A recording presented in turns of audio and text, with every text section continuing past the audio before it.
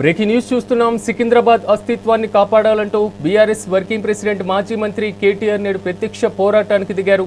ఉదయం party senior నేతలతో సమావేశమైన ఆయన అనంతరం రైల్వే స్టేషన్ నుంచి గాంధీ విగ్రహం వరకు భారీ ర్యాలీలో పాల్గొనున్నారు. సికింద్రాబాద్ను ముక్కలు చేసి వేరే కార్పొరేషన్లు విలీనం చేయడాన్ని బీఆర్ఎస్ తీవ్రంగా వ్యతిరేకిస్తుంది. ఈ ర్యాలీలో మాజీ మంత్రి తలసాని శ్రీనివాస్ యాదవ్, పద్మాకర్ గౌడ్, ఇతర కీలక నేతలు పాల్గొనున్నారు.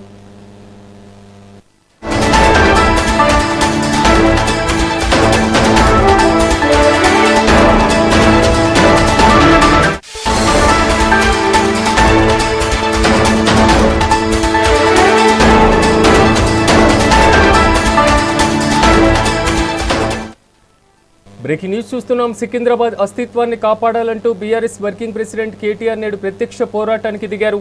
ఉదయం పార్టీ సీనియర్ నేతలతో సమావేశమైన ఆయన అనంతరం రైల్వే స్టేషన్ నుండి గాంధీ విగ్రహం వరకు భారీ ర్యాలీలో పాల్గొనున్నారు.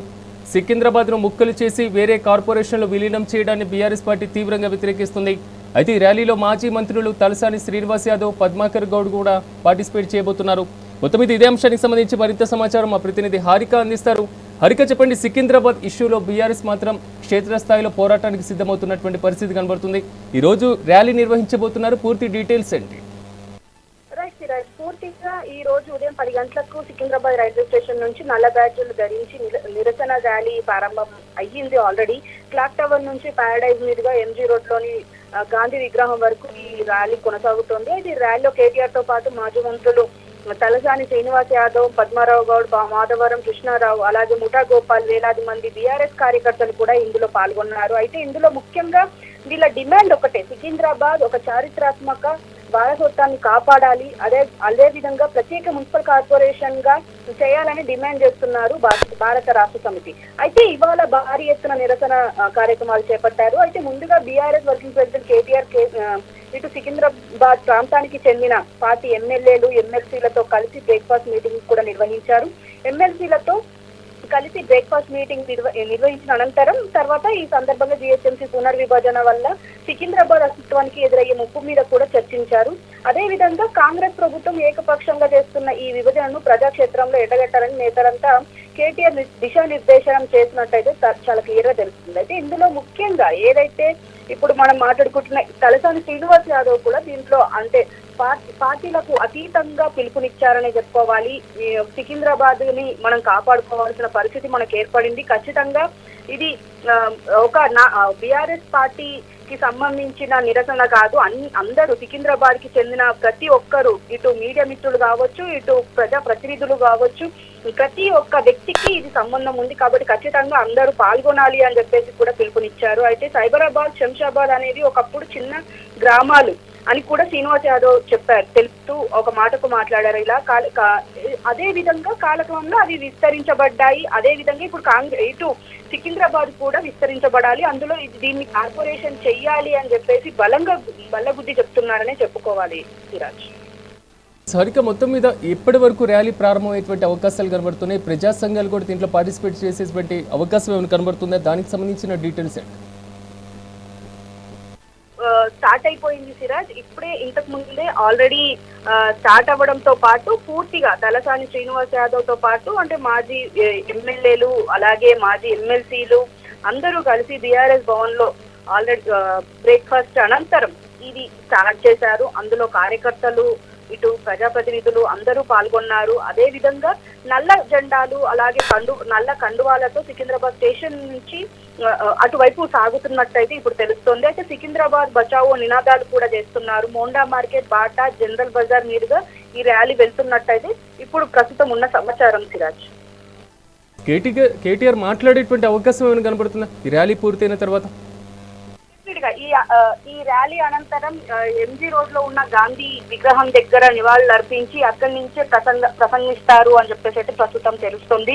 దాదాపు అంటే 150 డివిజన్ల నుంచి 300 డివిజన్లు చేస్తున్నారు. ఓకే, కానీ అందులో ముఖ్యంగా సికింద్రాబాద్ ని రెండు అంశాలుగా అంటే 2 కార్పొరేషన్లుగా అలాగే 2 విడదీయబోతున్నారు అని చెప్పేసి అంటున్నారు. ఒక పక్క ఆల్రెడీ మొదటి నుంచి కేటీఆర్ ఆరోపిస్తుంది ఒకటే, గ్లోబల్ సిటీగా మారుతుంది, ఓకే, అలాగే విధంగా అభివృద్ధి చెందుతుంది, దానికి మేము సహకరిస్తాం. కానీ ఇలా 150 డివిజన్లను 300 డివిజన్లు చేస్తున్నారు అని చెప్పేసి మండిపడుతూ, అలాగే ప్రజా ప్రతినిధులను కలిసి దీని మీద చర్చించే అవసరం లేదా అని కూడా ఆయన ప్రశ్నించారు.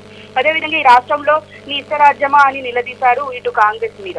అదేవిధంగా సర్కార్ మీద చట్టపరంగా కొట్లాడాలని పిలుపు కూడా ఇచ్చారు. అదేవిధంగా జిహెచ్ఎంసీ డీలిమిటేషన్ తప్పులు ఒక పక్క మాట్లాడుతూనే శ్రీనివాస్ యాదవ్ కూడా దీనిపైన ఆరోపిస్తున్నారు. పునర్విభజన చేస్తే జిహెచ్ఎంసీ కమిషనర్ మేయర్ కు సమాచారం కూడా ఇవ్వరా అని చెప్పేసి కూడా మాట్లాడుతున్నారు. అయితే మా ఆత్మగౌరవం మీద దెబ్బ కొడితే ఈ పీట కదిలిపోతుంది అని చెప్పేసి ఇట్లా హెచ్చరిస్తూ ఒక పక్క నిన్నటి వరకు ప్రసంగాలు చేశారు ఇటు తలసాని శ్రీనివాస్ యాదవ్. ఈ రోజు కూడా ఇటు కేటీఆర్, వర్కింగ్ ప్రెసిడెంట్ కేటీఆర్ కూడా మాట్లాడే అవకాశాలు ఉన్నట్టయితే తెలుస్తుంది సిరాజ్. ఇక మొత్తం మీద హైదరాబాద్ డీలిమిటేషన్ అనేది మాత్రం రాజకీయంగా కొంతవరకు ప్రకంపనలు రేపుతున్నటువంటి పరిస్థితి కనబడుతుంది. ఇప్పుడు సికింద్రాబాద్ ఇష్యూతో మాత్రం బీఆర్ఎస్ పార్టీకి ఒక బలమైనటువంటి ఆయుధం దక్కిందనుకోవాలి. ఎందుకంటే కాంగ్రెస్ పార్టీ విధానాలను ఎండగట్టడానికి ఇప్పటికే ఒక పక్క ఇచ్చిన 420 హామీలను నెరవేర్చలేదు అని చెప్పేసి ఎప్పటికప్పుడు ఎండగడుతూనే ఉంది. అదే విధంగా ఇటు యూరియాకి సంబంధించి పెద్ద ఎత్తున మాట్లాడుతుంది. మొన్నటి వరకు మనం నీళ్ల గురించి ఎప్పుడైతే అసెంబ్లీ శీతాకాల సమావేశాలు అన్నప్పుడు ఏదైతే ఆ నీళ్లకు సంబంధించి మాట్లాడడం, పాలమూరు రంగారెడ్డి ప్రాజెక్టులకు సంబంధించి, అలాగే ఇటు బనకచెర్లకు సంబంధించి ఇటు పూర్తిగా అంటే ఆంధ్రకు నీళ్లను తరలిస్తున్నారు అని చెప్పేసి పెద్ద ఎత్తున ఆరోపణలు చేశారు. ఇలాంటిది చాలా బలంగా పట్టుకుంటుంది ఇటు బీఆర్ఎస్ క్యాడర్. కాబట్టి ఇది కూడా అంటే ఏదైతే సికింద్రాబాద్ జిల్లా చేయాలని తలసాని శ్రీనివాస్ యాదవ్ డిమాండ్ చేస్తున్నారు. అదే విధంగా గ్రేటర్ సికింద్రాబాద్ మున్సిపల్ కార్పొరేషన్ ఏర్పాటు చేయాలంటున్నారు. ఎందుకంటే మల్కాజ్గిరి కార్పొరేషన్ చేస్తున్నారు, దాన్ని సపరేట్ గా కమిషనరేట్ చేశారు. అయితే అదే విధంగా ఇప్పుడు సికింద్రాబాద్ ని కూడా చెయ్యాలి అని చెప్పేసి ఒక పక్క మాట్లాడుతున్నారు. అదే విధంగా రాజకీయాలకు అతీతంగా ఎవరైనా నిరసన కార్యక్రమాల్లో పాల్గొనాలి అని చెప్పేసి ఒక పక్క పిలుపునిచ్చారు.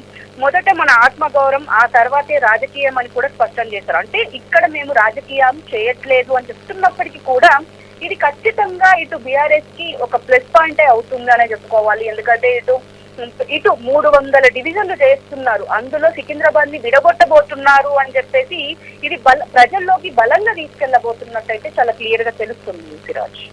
Right Harika, thank you.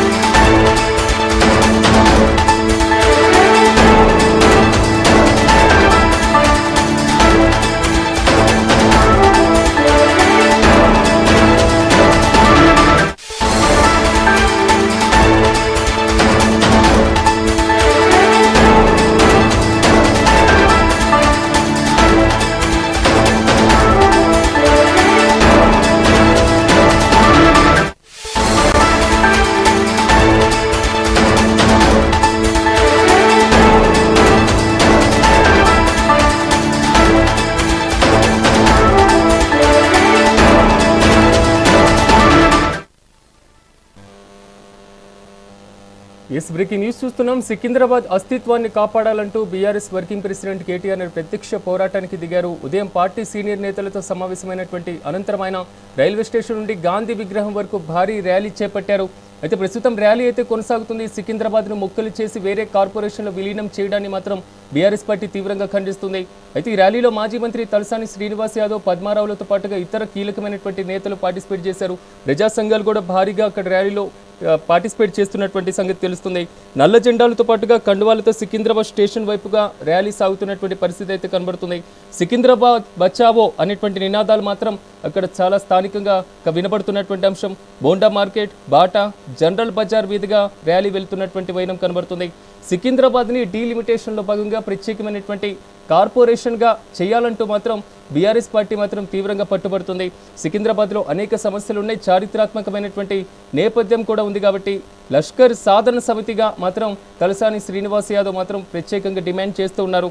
Telangana రాజకీయాల్లో మాత్రం ప్రత్యేకంగా చర్చనీయాంశంగా మారుతుంది సికింద్రాబాద్ అనేటువంటి అంశం. ఇప్పటికే రేవంత్ రెడ్డి దీని మీద క్లారిటీ కూడా ఇచ్చారు, సికింద్రాబాద్ పేరు మార్పుకి సంబంధించినటువంటి వివాదం పైన. అయినప్పటికీ హైదరాబాద్ను 3 కార్పొరేషన్లుగా మార్చాలి అనేటువంటి డిమాండ్ ఏదైతే ఉందో ఆ నిర్ణయాన్ని మాత్రం మాజీ మంత్రి తలసాని శ్రీనివాస్ యాదవ్ తీవ్రంగా ఖండిస్తున్నారు. ప్రత్యేకమైనటువంటి కార్పొరేషన్ ఏర్పాటు దిశగా మాత్రం ప్రభుత్వం చర్యలు చేపట్టాలి అనేది మాత్రం ఆయన డిమాండ్ చేస్తున్నటువంటి పరిస్థితి. హైదరాబాద్ సికింద్రాబాద్ రెండు జంట నగరాలుగా ఉన్నటువంటి నేపథ్యంలో సికింద్రాబాద్ అస్తిత్వానికి మాత్రం ఎలాంటి భంగం వాటిల్లినా మేము క్షేత్రస్థాయిలో పోరాటానికి సిద్ధంగా ఉంటామనేది మాత్రం బీఆర్ఎస్ వాదన. అయితే ఈరోజు భారీగా ర్యాలీ చేపట్టినట్లుగా తెలుస్తుంది. సికింద్రాబాద్ రైల్వే స్టేషన్ నుండి గాంధీ విగ్రహం వరకు ఈ ర్యాలీ కొనసాగుతుంది. ఈ నేపథ్యంలో నల్ల జెండాలతో మాత్రం ఎక్కడికక్కడ మెడలో నల్ల కండువాలు వేసుకుని కూడా ప్రజా సంఘాల నేతలు భారీ స్థాయిలో ర్యాలీలు చేపట్టారు. సికింద్రాబాద్ బచావో అనేటువంటి నినాదాలతో మాత్రం ర్యాలీ కొనసాగుతుంది.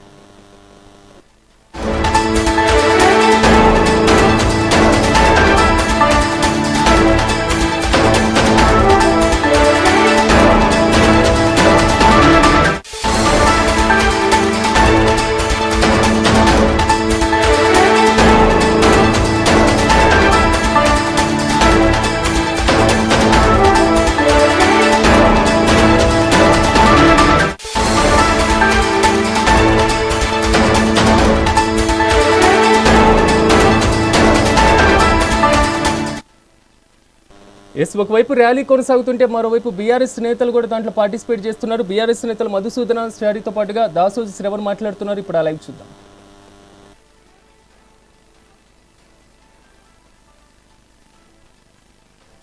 విద్యార్థులను అరెస్ట్ చేసే ప్రయత్నం చేస్తారు.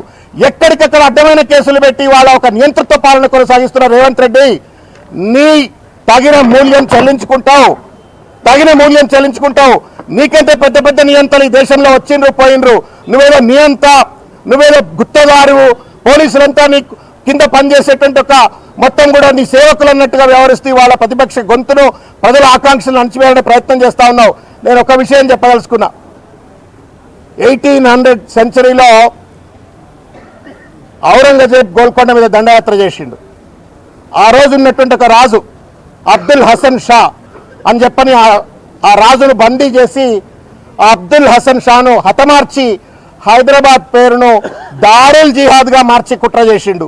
ఇవాళ రేవంత్ రెడ్డి కూడా తననేదో మల్కాజ్గిరి ప్రజలు గెలిపించిండ్రని, హైదరాబాద్ అస్తిత్వాన్ని సర్వనాశనం చేయాలని చెప్పని, హైదరాబాద్ అంటే పురాణ షహర్ మాత్రమే అని చెప్పని లిమిట్ చేసే విధంగా, సైబరాబాద్ అంటే చంద్రబాబు నాయుడు గారు కట్టించింది కాబట్టి ఆయనకు నజరానగా దానికి ఒక మున్సిపల్ కార్పొరేషను, ఆయనను గెలిపించింది కాబట్టి మల్కాజ్గిరి మున్సిపల్ కార్పొరేషన్ అని చెప్పని మార్చివేసి ఇవాళ ఔరంగజేబ్ ఎట్లయితే హైదరాబాద్ను దారుల్ జిహాద్గా మార్చే కుట్ర చేసిండో, రేవంత్ రెడ్డి కూడా ఇవాళ సికింద్రాబాద్ను పూర్తిగా కూడా మల్కాజ్గిరిలో కల్పిసే చరిత్ర 220 సంవత్సరాల చరిత్ర కలిగినటువంటి ఒక సికింద్రాబాద్ను నామరూపాలు లేకుండా చేయాలని కుట్ర చేస్తూ ఉండు. నిరసన మా హక్కు, రాజ్యాంగం ఇచ్చే ఒక హక్కు ఇది. ఈ హక్కును కాలరాసేటువంటి ఒక ఔచిత్యం ఎక్కడదని చెప్పని వాళ్ళ ప్రశ్నిస్తూ, నువ్వు ఎన్ని పోలీసుల పడగట్టాల కింద కేసులు పెట్టినా, అణచివేతకు గురి చేసినా సికింద్రాబాద్ ఆకాంక్షను మాత్రం మొదలుపెట్టాం. సికింద్రాబాద్ను కాపాడుకునే విషయంలో పెద్దలు తలసాని శ్రీనివాస్ యాదవ్ గారి యొక్క నాయకత్వంలో ఏ పోరాటాన్ని కంటే ఆ పోరాటానికి మేము సిద్ధమై కొట్లాడతామనే విషయాన్ని తెలియజేస్తా ఉన్నాం.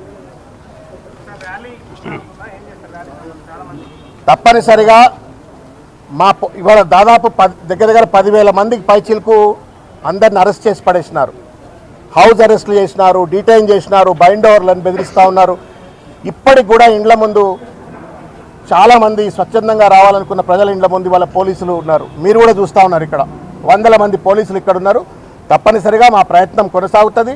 రేవంత్ రెడ్డి అనుకోవచ్చు, పోలీసులను అడ్డం పెట్టుకొని ఇష్టం వచ్చినట్టుగా అరెస్టులు చేయొచ్చు, బెదిరియచ్చు, అదిరియచ్చు అనుకుంటుండొచ్చు. కానీ ఈ అదిరింపులకు బెదిరింపులకు భయపడే ప్రసక్తి లేదు. ఎట్టి పరిస్థితుల్లో ఏ పోరాటానికంటే ఆ పోరాటానికి సిద్ధం. మేము సికింద్రాబాద్ అస్తిత్వాన్ని, చరిత్రను, సంస్కృతిని, ఆ పేరును కాపాడుకుంటాం. రేవంత్ రెడ్డి కాదు, రేవంత్ రెడ్డి తాత దిగి వచ్చినా వదిలిపెట్టే ప్రశ్న లేదు.